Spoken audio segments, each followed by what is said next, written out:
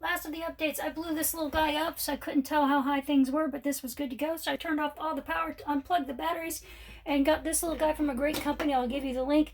Retcore, I think is who they're called. They were able to overnight and give me a discount because Amazon was more expensive and couldn't get it to me right away. I cut all the wires. I matched green to green, red to red, pink to pink. Therefore, turned all the power back on, tested my devices. They work. Yay! They're all good to go.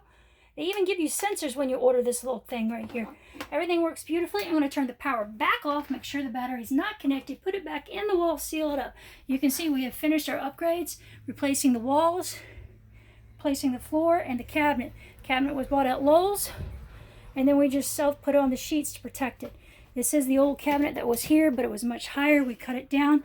Now we have more shelving space, and we can see if water comes in. So that is our finished product. Thank you very much. It only took me 4 weeks. Woohoo! On the weekends only.